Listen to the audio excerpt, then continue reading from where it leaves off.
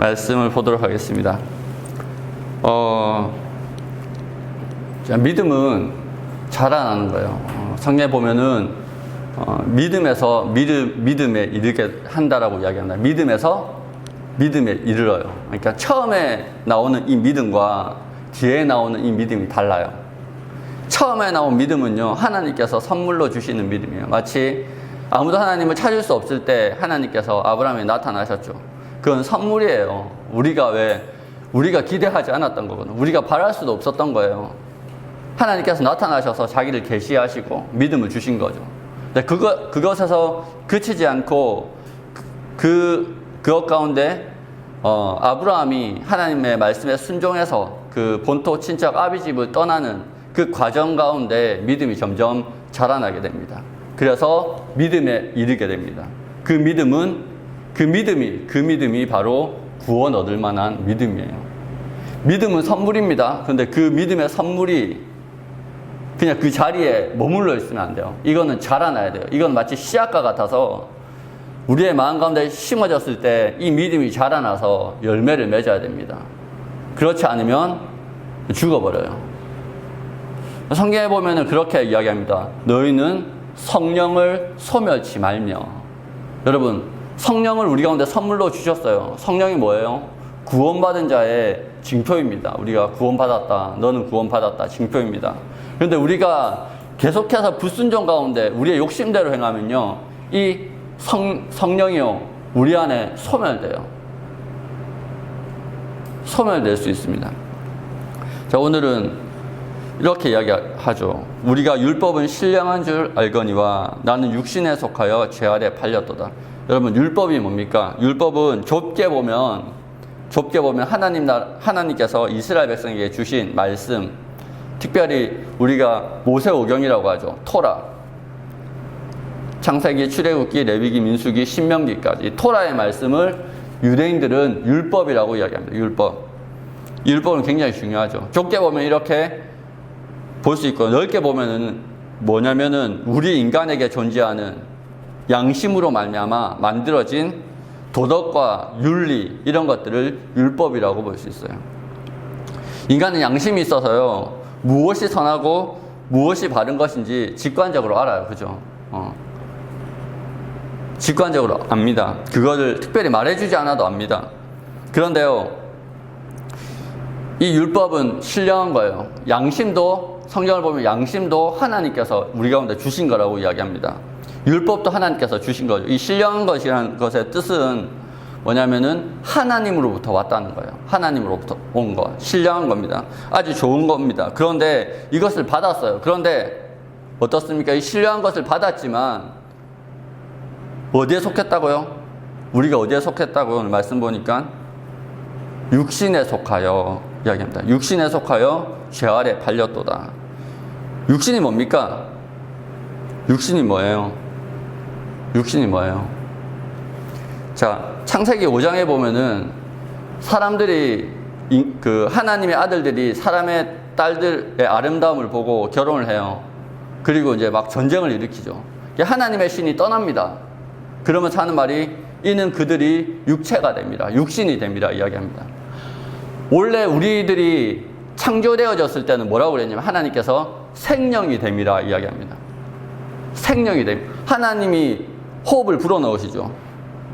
호흡을 불어넣으시고 우리를 흙으로 빚으시고 그 안에 호흡을 불어넣으세요. 그거를 히브리어로 루아흐라고 그럽니다. 그게 하나님의 영이라는 뜻도 되고 호흡이라는 뜻도 되고 바람이라는 뜻도 돼요.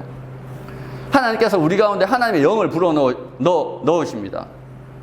그렇게 되었을 때 우리는 육신이 아니었어요. 그게 육신이 주체가 아니고요, 영이 주체예요. 우리의 영혼이 주체라는 거죠. 그때는 우리가 뭐였냐면 생영이었어요. 그런데 하나님의 영이 떠났습니다. 왜? 인간이 타락해서 점점 악해지는 거예요. 더 이상 하나님의 신이 사람과 함께 할 수 없었어요. 그래서 떠납니다. 이유가 뭐냐면 그들이 육신이 됩니다. 육체가 됩니다. 육체가 뭐예요? 원래 우리가 생명이었어요. 근데 하나님의 신이 떠나면서 우리가 육체가 되었어요. 육신은 뭐냐면 하나님을 떠난 인간을 이야기합니다. 그렇게 육신이 하나님을 떠나고 내 육신이 나를 주장하기 시작하니까요. 육신이 원하는 게 뭐예요? 내가 채워지는 걸 원하는 거예요. 쾌락을 원하는 거예요. 내 즐거움을 원하는 거예요. 원래 하나님의 영이 충만할 때는요, 뭐였어요? 하나님을 닮았겠죠. 하나님이 어떻게 존재한다고 그랬어요? 삼위일체로 존재한다고 그랬어요. 삼위일체가 어떤 존재예요? 사랑으로, 그러니까 서로가 서로 가운데 헌신해서 사랑으로 하나 된 존재가 삼위일체예요. 서로 사랑하는 거예요. 내 모든 것을 줘도 아깝지 않아요. 상대에게. 예수님께서 그렇게 말씀하셨죠. 네가 대접받고 싶어 하는 대로 남을 대접하라. 뭐예요?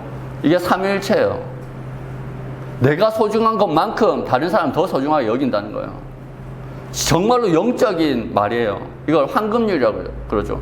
내가 대접받고 싶은 대로, 내가 잘 살고 싶고 내가 만족하고 싶고 그거를 내한테 쏟아붓지 말고 상대한테 쏟아부으라는 거예요. 그럼 네가 만족할 것이다.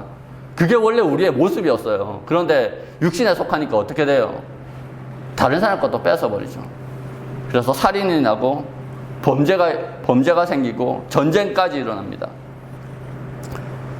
어때요? 육신에 속하여 죄에 팔려버린 거죠. 우리 역사를 보면 그냥 드러나요. 육신에 속하면요, 하나님의 영이 우리로부터 떠난 그 순간부터 우리를 채우기를 원해요. 우리가 충만해지기를 원해요. 요즘에는 CF에서 대놓고 그러죠. TV에서 세상의 중심은 나. 여러분, 세상의 중심이 다 내가 되면은 세상이 어떻게 될 것 같아요? 홉스가 이야기합니다. 만인에 대한 만인의 투쟁. 그게 지옥이에요, 지옥. 그게 지옥이란 말이에요. 세상의 중심이 나가 되는 순간요, 지옥이 돼요. 천국이 뭐예요? 세상의 중심을 상대방을 이렇게 두는 거예요. 옛날에 우화 중에 그런 것들이 있었어요. 천국과 지옥이 똑같아요. 근데 두 군데 있는 모든 사람들이 팔에 기부수를 했대. 손에 먹을 걸 쥐고. 천국은요, 서로 먹여주는 거예요. 그런데 어때요? 지옥은요, 자기 먹으려고 하니까 굶어 죽는 거예요. 뭐요? 상대방을 사랑하면요, 거기가 천국이 돼요. 그래서 동일한 상황에서 나만 생각하잖아요. 그럼 거기가 바로 지옥이에요. 자아가 충만한 곳이요, 지옥입니다. 내가 세상의 중심이라고 외치는 그곳이 지옥이에요. 그게 뭐예요? 육신에 팔려서 죄의 노예가 되는 거예요. 죄 아래 팔렸다는 뜻이 노예로 팔리다라는 뜻입니다. 죄의 종로로 타는 겁니다. 뭐가 되면은 세상의 중심은 나라고 외치는 그 삶은요, 죄의 종로로 타는 삶의 시작입니다. 여러분, 내 이웃을 내 몸과 같이 사랑하라. 네가 대접받고 싶은 대로 남을 대접하라. 이게 정말로 이루어지려면 우리가 하나님 안에서 하나님의 형상을 회복해야 돼요. 다시 뭐가 돼야 된다고요? 생영이 돼야 돼요. 하나님의 영이 우리 가운데 오셔서 우리가 육신에서 다시 업그레이드 돼서 뭐요? 생영이 돼야 된다는 겁니다. 부부 들어오셔서 부부 오셨습니다. 보고 싶었어요.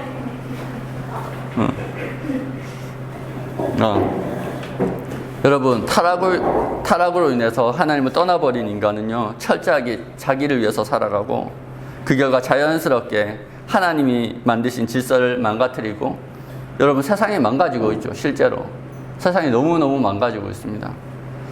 죄의 노예가 되고 우리가 살아가는 세상을 스스로 망치고 있어요. 그래서 육신대로 살면 안 돼요. 그럼 어떻게 해야 됩니까? 근데 우리가 하나님의 뜻을 쫓아서 살아가려고 할 때 잘 살아져요? 제 얼굴을 보고 대답을 하세요. 왜 시선을 다 피하십니까? 하나님의 뜻대로 살아가려고 할 때 잘 사라집니까? 잘 안 사라지죠. 여러분, 18절에 보면 원함은 내게 있으나 선을 행하는 것은 없노라. 내가 원하는 바 선은 행하지 아니하고 도리어 원하지 않는 바 악을 행하느니라 라고 이야기합니다. 여러분, 우리가 무엇이 선한지 알고 있어요. 무엇이 나쁜지 알고 있어요. 담배를 피우면 몸에 나쁜지 알고 있어요. 근데 사람들이 담배를 끊을 수 있습니까? 못 끊습니까? 못 끊어요. 과학적 근거가 다 나와 있어. 그래도 못 끊어. 술 취하면 안 좋다는 걸 알고 있어요. 여러분, 술 취해서 필름이 딱 끊기잖아요. 그러면 뇌세포에 엄청 데미지가 있대요. 근데요, 술 많이 마시는 사람 끊나요? 과학적으로 다 나와 있어요. 못 끊어요. 왜? 그 자리가 너무 좋거든. 요즘에 마약이 문제가 됩니다. 그죠? 마약이 학원가까지 퍼져가지고, 뭐, 공부 잘 되는 마약, 뭐, 다이어트 하는 마약, 약 해가지고, 마약이 유통된다고 그래요. 실제로. 마약이 나쁜 거 알고 있어요. 그런데 못 끊어요. 왜 그렇습니까? 선한 거를 알고 악한 거를 알아도요, 인간은요, 자신의 그때의 쾌락을 위해서 못 끊는 거예요. 그냥 먹다가 대충 살다가 죽지 뭐, 이런 말을 대놓고 하는 사람들도 많죠. 그죠? 여러분, 그 하나님의 말씀을 듣고 그 말씀 따라가는 건 쉽지 않습니다. 여러분, 베드로가 풍랑이 있을 때 예수님께서 풍랑 위로 걸어오시죠. 그죠? 다 알죠? 그 장면을 다 알 겁니다. 기억하시고. 예수님께 베드로가 이야기합니다. 주님이시거든 나로 이 풍랑 위를 걸어서 오게 하소서라고 이야기해요. 그리고 예수님께서 응답하십니다. 오라! 라고 이야기하는데 그 음성을 듣고 가요. 하나님의 음성을 듣고 예수님의 그리스도의 음성을 듣고 풍랑 위로 내딛습니다. 그런데 어떻게 됩니까? 어떻게 돼요? 어떻게 되죠? 풍랑 소리, 물소리, 파도 소리, 바람 소리에 두려워서 점점 어떻게 됩니까? 그 소리에 점점 빠져들죠. 그래서 결국 빠지고 맙니다. 예수님만 바라보고 풍랑이를 걷는 체험을 하고 싶어요. 믿음의 역사를 써내려가고 싶어요. 하나님의 뜻에 순종해가지고 착하고 충성된 종이라고 칭찬받고 싶습니다. 근데 어때요? 풍랑 소리가 들리는 거예요. 파도 소리가 들리는 거예요. 세상의 소리가 들리는 거예요. 점점 어떻습니까? 그 소리에 반응합니다. 예수님의 음성만 듣고 싶은데 세상의 소리가 들리면요, 그 소리에 반응하게 되어져 있어요. 뭐가 필요한 거예요? 훈련이 필요한 거예요. 그게 믿음의 훈련입니다. 세상의 소리가 아니고 하나님의 소리, 하나님의 음성을 듣는 훈련이 필요한 겁니다. 말씀에 반응하고 싶지만 하나님과 원수된 세상, 여러분, 세상과 벗된 것이 하나님의 원수가 되는 것을 너희가 알지 못하느냐라고 요한 1서에 이야기하고 있죠. 세상과 벗된 것이 하나님과 원수, 그냥 세상과 벗되면 나빠, 세상과 친구하면 나빠, 이게 아니고 하나님의 원수가 된다 그랬거든요. 되게 심각한 거죠. 그러기 싫은데요, 계속 들어와요. 저도 그래요, 저도. 육신의 정욕, 안목의 정욕, 이생의 자랑, 얼마나 무서운지. 백화점 가면요, 다 가지고 싶어요. 옛날에 한때 카메라에 약간 미쳐 있었을 때가 있어요. 계속 그 사이트만 들어가는 거예요. 와, 이 렌즈로 찍어보면 어떤 느낌일까, 말이야. 안목의 정욕 막. 너무 행복한 거야. 사지도 못할까 하면서. 여러분, 보다 보면요, 어쩔 수 없어요. 우리 약하단 말이야. 자매들은 또 있겠죠. 형제들 노트북이나 더 크면 또 자동차. 우리 상일 형제 요즘에 자동차밖에 보지 않는데요. 차 사고 싶다고 난립니다. 안목의 정욕, 이생의 자랑. 멋진 차 타고 다니면 이생의 자랑이 생기죠. 어쩔 수 없습니다. 그런데 그것에 집착하면 됩니까? 아니요. 누릴 수는 있어요. 지배할 수는 있습니다. 그런데 그거에 이렇게 묶여가지고 종로를 하면 안 되겠죠. 여러분, 하나님의 말씀에 반응하는 연습이 필요합니다. 어떻게 해요? 어떻게 해야 됩니까? 그 선을 행하기 원하는 나에게 악이 함께 있는 것이로다. 내 자신이 마음으로는 하나님의 법을, 육신으로는 죄의 법을 섬기노라. 그러면 우리가 하나님의 뜻을 따르기 위해서 무엇을 해야 됩니까? 여러분, 육신의 법이 있대요. 여러분, 여기서 법칙은요, 마치 만유인력의 법칙과 같은 것을 의미합니다.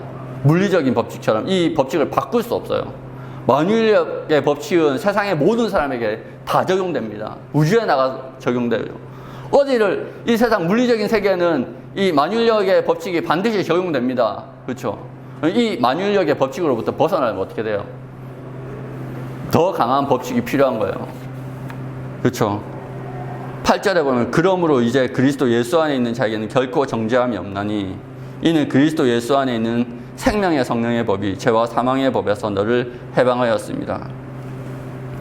죄와 사망의 법이 있어요. 만유인력의 법칙처럼 우리를 끌어당깁니다. 여기서 누구도 벗어날 수 없어요. 하나님을 믿고 예수 그리스도를 믿고 하나님의 말씀을 쫓아서 풍랑에까지 뛰어들었던 베드로도 이 법칙에서 벗어날 수 없었습니다. 결국 나중에 어떻게 돼요? 예수님 십자가에 못 박힌다고 했을 때 예수님 배반하고 도망가죠. 그죠? 벗어날 수 없었어요. 그런데 새로운 법이 나타납니다. 뭐요? 생명의 성령의 법이 나타납니다. 여러분, 만유인력의 법칙, 중력을 거스르려면 중력보다 강한 힘이 필요합니다. 그죠? 우리가 보통 이 세상에서 날아갈 때 무엇을 타고 날아갑니까? 비행기를 타고 날아가죠. 그죠? 아니면 헬기나. 대표적인 게 비행기가 있겠죠. 비행기가 어떻게 뜹니까? 비행기가 어떻게 떠요? 날개가 있죠. 비행기가 뜨는 원리는 양력에 있죠. 양력. 그렇죠? 양력. 날개 모양이 있습니다. 위에는 바람에 계속해서 앞으로 빠른 속도로 날아가면 어느 순간 만유인력이 이 비행기를 주장하는 게 아니고 바람의 힘이 이 비행기를 주장합니다. 그죠? 만유인력보다 바람의 힘이 더 강하게 되는 거예요. 그래서 이 비행기를 땅에서 띄웁니다. 여러분, 우리 안에 성령의 능력이 있어요. 우리 안에 성령이 있습니다. 이 연료를 태우면서 막 태우면서 하나님 앞에 계속해서 순종하는 거예요. 프로펠러를 돌리듯이 순종하는 겁니다. 순종하다 보면요, 순종이 쉬워져요. 처음에는 너무너무 어렵습니다.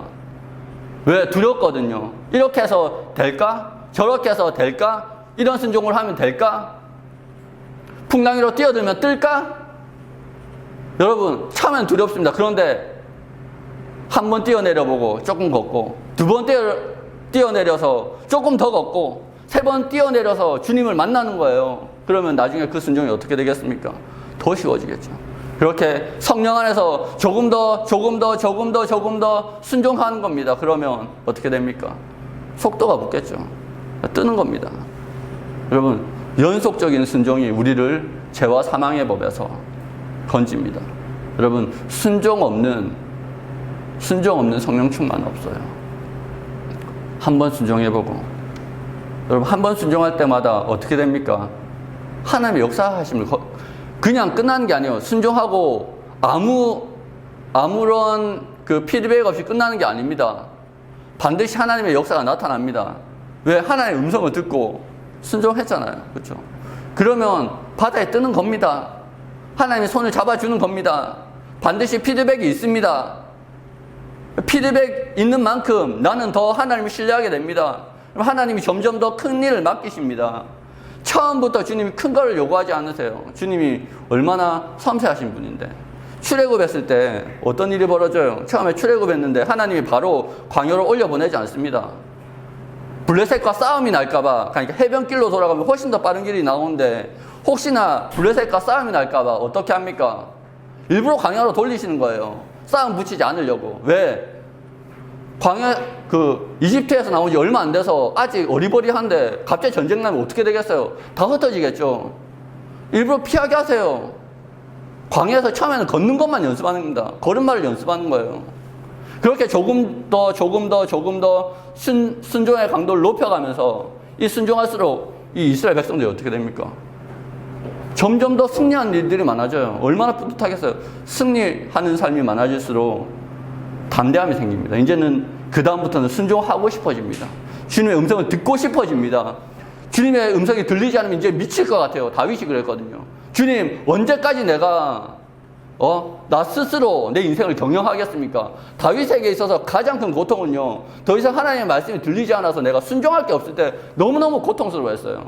믿음의 사람들은 그렇게 되는 게 정상입니다.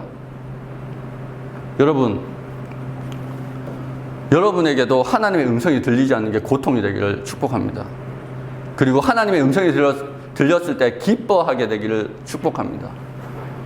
순종이 다이내믹해서 정말로 재미 들리기를 축복합니다. 그러면요, 그 순간 더 이상 땅의 힘, 만유인력이 날 주장하는 게 아니고 하늘의 힘, 바람의 힘, 성령의 힘이 나를 주장하기 시작합니다.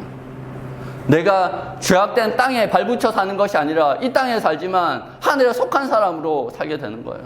여러분, 그것이 그리스도인의 삶입니다. 여러분, 어떤 삶을 사시겠습니까?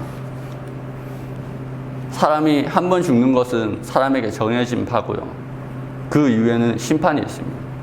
그리고 이 땅에서도 우리가 순종하면은요, 부활의 능력을 체험합니다. 바울이 뭐래요? 나는 날마다 죽는, 내가 그리스도를 위하여 날마다 죽음에 던져짐은 또한 그리스도의 생명이 내 죽을 육체에 나타나게 하려 합니다. 여러분, 바울은요, 부활의 능력을 체험하기 위해서 일부러 힘든 것만 골라서 갔어요. 그곳에서 부활의 능력이 체험되는 거예요. 일부러 자기를 죽은 것 같은 그 두려운 순간에 자기를 내어 던졌어요. 그러니까요, 그곳에서 죽은 자를 살리시는 하나님의 능력을 경험하는 거예요. 여러분, 그것만 우리가 신앙생활 하면서 하나님의 능력을 경험하는 거예요. 그래서 두려워하지 마세요. 만약에 하나님 앞에 순종할 거리가 생겼는데, 이렇게 되면 어떻게 하지? 저렇게 되면 어떡하지? 두려워하지 마세요. 오히려 기회입니다. 그 기회를 붙잡아야 돼요. 그 기회를 붙잡고 그곳에서 부활의 능력을 체험하는 겁니다. 여러분, 죽는 것 같은데요, 반드시 삽니다. 그런데요, 살 길 찾아가잖아요. 그러면요, 살 것 같은데요, 반드시 죽습니다. 그리고 그 이후에는 심판이 있습니다. 아멘. 여러분, 모두 순종의 삶을 살면서 부활의 능력을 체험하는, 죄를 이기고 성령의 능력으로 살아가는, 생명의 능력으로 살아가는 저와 여러분들 되었으면 좋겠습니다. 기도하겠습니다. 하나님 아버지, 주여 늘 감사합니다. 주님, 우리 안에 우리가 주님을 만나고 우리가 성령을 선물로 받았지만 여전히 연약하여 육신에 묶여 있을 때가 너무나 많습니다. 그렇게 묶여서 죄의 유혹에 빠질 때도 너무나 많습니다. 이제는 우리가 변명하지 않고 성령 안에서 순종의 발걸음을 내디딤으로 성령의 충만함을 입고 더 이상 죄와 사망의 권세가 지배하는 이 땅의 삶을 사는 것이 아니라 주님 성령 안에서 정말로 생명의 성령의 법이 역사하는 하나님 나라의 법을, 하나님 나라의 말씀을 들으며 살아가게 하여 주시옵소서. 주님, 우리가 그렇게 날마다 믿음의 시험 가운데 승리할 때 우리를 통하여서 하나님의 생명의 능력이 우리의 삶을 통해서 많은 이들을 살리는 그런 역사를 우리가 경험하게 하여 주시옵소서. 이 모든 것을 주께 맡겨오며 우리 구원하신 예수 그리스도의 이름으로 기도합니다. 아멘.